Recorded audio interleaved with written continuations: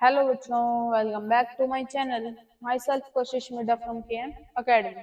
तो 12th bio के 4 chapter के ईच एंड एवरी डायग्राम हम कवर कर चुके हैं। चैप्टर 5 पे आ चुके हैं, that is molecular basis of inheritance. तो इसको शुरू करते हैं।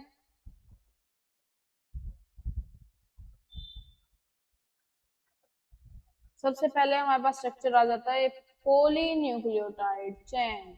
पॉलीन्यूक्लियोटाइड से हम क्या समझते हैं कि न्यूक्लियोटाइड्स की एक चेन की फॉर्मेशन कर रहा है। पॉली जहाँ पे बहुत सारे होते हैं मॉलिक्यूल्स एक कंटिन्यूअस बेस पे प्रेजेंट होते हैं, उसको हम क्या कह देते हैं, उसके लिए वर्ड यूज कर सकते हैं, दैट इज पॉली। ठीक है, जिसके ऊपर क्या है, सबसे पहली पोजीशन पे जो है 5' फॉस्फेट प्रेजेंट होगा। फॉस्फेट क्या करता है, इसको बॉन्डिंग करने में हेल्प करता है। एंड देन डीएनए को ध्यान में रखते हुए नीचे की तरफ से क्या प्रेजेंट होगा, adenine, thymine, guanine and cytosine present होगा। और लास्ट के अंदर क्या है, 3' के अंदर क्या है, हाइड्रोक्सिल प्रेजेंट होता है। 3 एंड बोल सकते हो, 5 एंड से लेके 3 एंड तक की इसकी चेन फॉर्म होती है।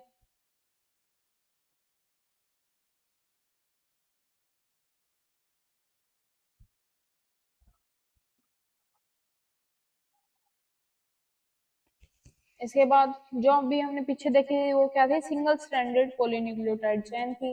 अब इसमें क्या आ गया हमारे पास, that is double stranded polynucleotide chain, जिसमें हमने ऊपर वाले में हमने क्या पढ़ा था, 5 एंड से 3 एंड तक चेन की फॉर्मेशन कर रहा था। नीचे वाले में क्या करेगा, 3 एंड से लेके 5 एंड तक फॉर्मेशन करेगा, सेम स्ट्रक्चर रहेगा। पर क्या है, जहाँ पे हमने नीचे की तरफ क्या किया था, एडेनिन बॉन्ड किया था, गर्म करेंगे थाइमिन, थाइमिन को करेंगे एडेनिन से रिप्लेस करेंगे, गुआनिन को साइटोसिन से, एंड साइटोसिन को गुआनिन से रिप्लेस करेंगे। और ये क्या करेगा, एक दूसरे से कनेक्ट कर लेगा फ्रॉम हाइड्रोजन बॉन्ड्स। इसके बाद है डीएनए का डबल हेलिक्स स्ट्रक्चर है, जिसके अंदर बेस पेयर्स प्रेजेंट होते हैं, कलर से अलग अलग शो कर रखे हैं। और साइड में क्या है, जो चीजें इनको बॉन्ड करा के रख रही है आपस में, that is sugar phosphate backbone इसके अंदर प्रेजेंट है। और इसके अंदर पेयरिंग इसके अंदर हो रही है एडेनिन और थाइमिन के अंदर, एंड गुआनिन एंड साइटोसिन के अंदर, इसके अंदर क्या होती है, पेयरिंग प्रेजेंट होती है, जिसको हम बेस पेयर्स भी बोलते हैं।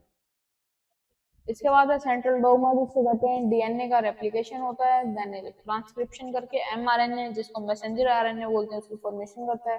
देन ट्रांसलेशन करता है और किसमें क्या करता है, प्रोटीन की फॉर्मेशन कर देता है। इसके बाद आ जाता है हमारे पास न्यूक्लियोसोम, जिसके अंदर क्या है, कोर ऑफ हिस्टोन मॉलिक्यूल्स की बात करते हैं। ठीक है, जिसके अंदर क्या है, जो इसके स्टोन के ऊपर जो स्ट्रक्चर बना हुआ है ना, हिस्टोन ऑक्टामर के ऊपर, दैट इज डीएनए। डीएनए क्या है, इसके ऊपर बाउंड कर रहा है, और जो इसको कनेक्ट कर रहा है, दैट इज H1 हिस्टोन इसको बोला जाता है।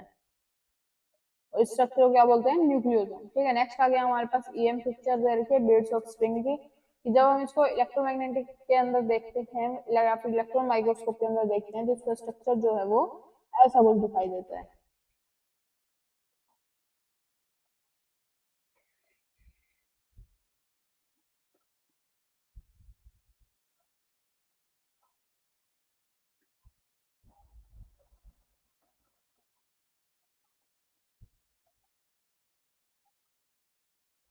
देन नेक्स्ट के अंदर आ जाता है हर्शी चेज एक्सपेरिमेंट, जिसके अंदर क्या हुआ, बैक्टीरियोफेज हमारे पास प्रेजेंट है रेडियो एक्टिव स्टेज के अंदर S35, जो कि लेबल्ड है प्रोटीन कैप्सूल के अंदर। ठीक है, इसमें क्या किया, बैक्टीरियोफेज ने जाके क्या किया, अटैक किया सेल पे, जो भी हमारी सेल्स बोली जाती है उस पे। सेल पे अटैक करने के बाद उसने अपना जो डीएनए था वो उसके अंदर छोड़ दिया, अंदर डीएनए छोड़ने के बाद अंदर उसने रेप्लिकेट कर लिया। ठीक है, रेप्लिकेट करने के बाद जो हमारे पास S35 था ना, उसने दिखाया no radioactive S35 detected in cell, वो रेडियो एक्टिव नहीं था। Radioactive S35 detected in supernatant के अंदर डिटेक्ट किया गया था। ठीक है, जो जहाँ पे हमने लिया था P32 के अंदर, उसने क्या किया, जाके यहाँ पे छोड़ा उसका डीएनए। डीएनए छोड़ने के बाद उसने किया अपने आप को ब्लेंड, ब्लेंड करने के बाद उसने कर दिया इसका सेंट्रीफ्यूगेशन। तो इसके अंदर क्या हुआ, रेडियो एक्टिव P32 क्या हुआ, डिटेक्ट हो गया था सेल्स के अंदर। No radioactivity detected in supernatant, कि जो सुपरनेटेंट था हमारे पास उसके अंदर कोई भी रेडियो एक्टिविटी डिटेक्ट नहीं की गई थी।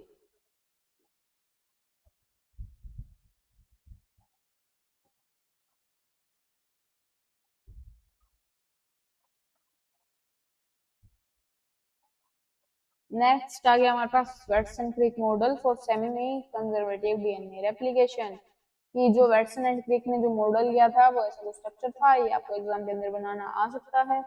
ये चीज ध्यान रखना, जहाँ पे दोनों साइड से एक ही साइड में आ रही है ना, जहाँ पे हमको दोनों स्ट्रक्चर दिखाने हैं, वहाँ पे हम ए और टी ही साथ में होगा और सी और जी ही साथ में होगा। ए के साथ जी मत लगा के आना और सी के साथ टी भी मत लगा के आना।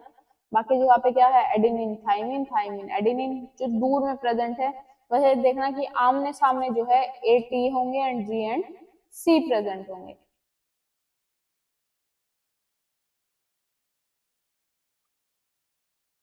इसके बाद नेक्स्ट के अंदर आ गया हमारे पास separation of DNA by centrifugation. Centrifugation से हम क्या कर रहे हैं, डीएनए का सेपरेशन कर रहे हैं। इसके अंदर एनडीएनए प्रेजेंट है हमारे पास 15 के अंदर। फर्दर 20 मिनट के बाद इसने क्या किया, फर्स्ट जनरेशन की फॉर्मेशन कर ली, जो कि फॉर्म हुआ 15 एनडीएनए एंड 14 एनडीएनए के अंदर। देन अगेन 40 मिनट के बाद इसने 4 के अंदर फॉर्मेशन कर ली।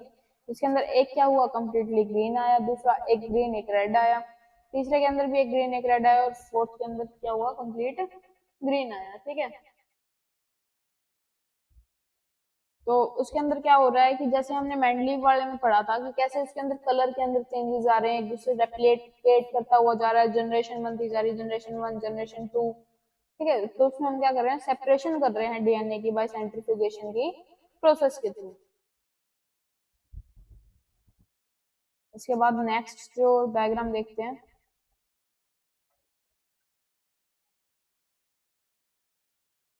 नेक्स्ट आ गया रेप्लिकेटिंग फोर्क। रेप्लिकेटिंग फोर्क के बारे में कैसे बात कर सकते हैं कि ये इधर से क्या दिखा रहा है, देखो एक एरो जो है जो कंटिन्यूअस फॉर्म के अंदर जा रही है, जिसको हम बोल देते हैं कंटिन्यूअस सिंथेसिस। लेकिन जो वापस आ रही है 5 एंड से 3 एंड की तरफ में, तो वो क्या कर रही है, डिसकंटिन्यूअस सिंथेसिस है, क्योंकि वो ब्रेक करते हुए आ रही है। जो ऊपर की तरफ होता है दैट इज पेरेंटल स्ट्रैंड, जिसको हम टेम्पलेट डीएनए भी बोल देते हैं, that is newly synthesised strands बोला जाता है।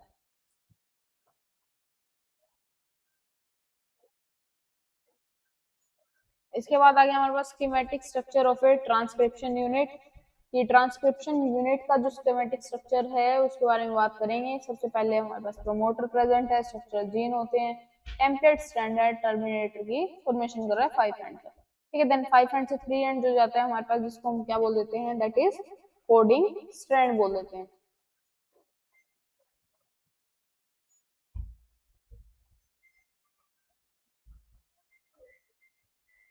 इसके बाद जो नेक्स्ट है that is process of transcription in bacteria. कि बैक्टीरिया के अंदर जो ट्रांसक्रिप्शन की प्रोसेस है वो कैसे हो रही है। तो उसमें क्या है, हमारे पास प्रमोटर है, प्रमोटर प्रेजेंट है। प्रमोटर के अंदर क्या क्या है हमारे पास, आरएनए पॉलीमरेज है और सिग्मा का फैक्टर प्रेजेंट है। फॉर्मेशन क्या कर रहा है, डीएनए हेलिक्स की फॉर्मेशन कर रहा है। फर्दर इसमें क्या होगी, प्रोसेस ऑफ इनिशिएशन होगा, कि उसमें क्या किया, प्रमोटर गया उसके अंदर, उसने अटैक किया, इनिशिएशन किया। देन उसका इलोंगेशन करेगा, उसकी लेंथ को इंक्रीज कर देगा। ठीक है, इलोंगेशन करने के बाद उसका क्या करेगा, टर्मिनेशन कर देगा, कि उसको जाके कट कर देता है, उस पोर्शन से उसको निकाल देता है, दैट्स कॉल्ड टर्मिनेशन। नेक्स्ट के अंदर अगर हम बात करें तो process of transcription in eukaryotes के अंदर कैसे होता है। ठीक है, process of transcription in eukaryotes की अगर हम बात करें तो हमारे पास फर्स्टली प्रोसेस होती है कैपिंग की, कि कैपिंग के जरूर क्या करता है, उसमें जाके डीएनए के अंदर अटैक करेगा। डीएनए के अंदर अटैक करने के बाद एमआरएनए की फॉर्मेशन करेगा, एक्सॉन इंट्रॉन इसके अंदर प्रेजेंट होते हैं। इसके बाद पोली एडिनलाइन, पोली एडिन लाइलेशन की फॉर्मेशन करता है।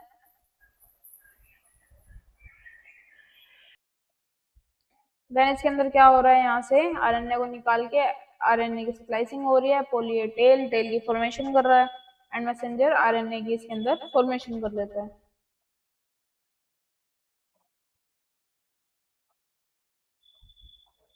इसके बाद फर्दर बात करें कोडोन के बारे में, बात करता है codon of the various amino acid. Amino acid के अलग अलग अमीनो एसिड के कोडोन क्या होते हैं, जो silent features of genetic code, जिसको बोला जाता है कि फर्स्ट पोजीशन पे U C A G present है।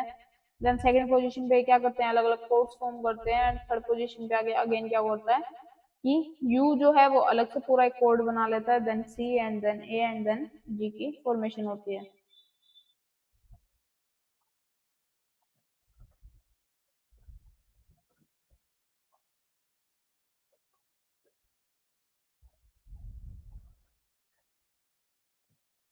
इसके बाद टीआरएनए द एडेप्टर मॉलिक्यूल, जिसको बोला जाता है, इसके अंदर क्या है, अलग अलग पार्ट्स के अंदर जो टीआरएनए है क्या करता है, ये इंफॉर्मेशन को प्रोवाइड कराने का काम करता है, एंटीकोडोन लूप।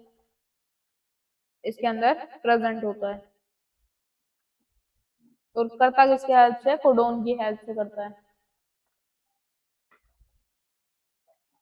नेक्स्ट है ट्रांसलेशन की प्रोसेस कैसे होती है। ग्रोइंग पॉलीपेप्टाइड चेन जो इससे निकलती हुई जा रही है, एमआरएनए और राइबोसोम की हेल्प से क्या करता है, फॉर्मेशन करता है, जिसमें टीआरएनए हेल्प करता है। टीआरएनए की हेल्प से क्या हो रही है, प्रोसेस ऑफ ट्रांसलेशन हो रही है।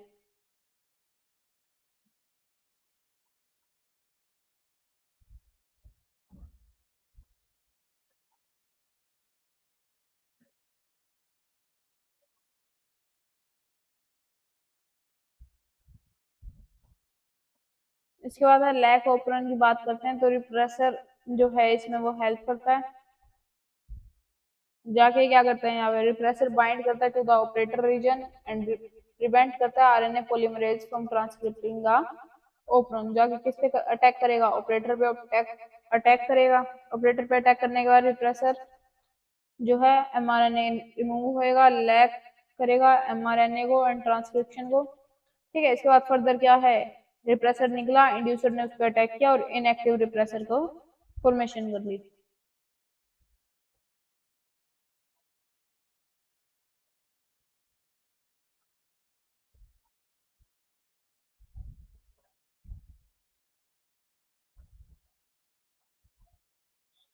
नेक्स्ट है representative diagram of human genome project. Human genome project का एक डायग्राम दिखा रखा है इसमें कि इसके अंदर क्या है, सेल प्रेजेंट है, सेल के अंदर क्रोमोसोम है, क्रोमोसोम के अंदर डीएनए है, डीएनए से हम क्या कर रहे हैं, ये कोडोन बना रहे हैं जो कि डीएनए के अंदर प्रेजेंट होता है।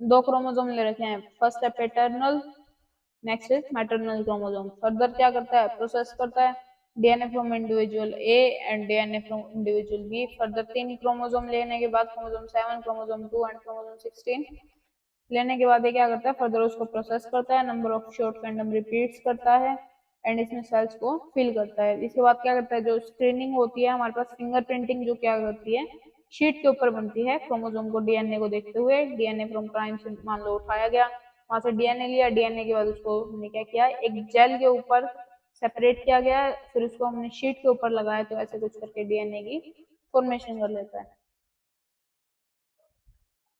इसके साथ ही हमारा ये चैप्टर भी कवर हो चुका है। Please like, comment, share and subscribe.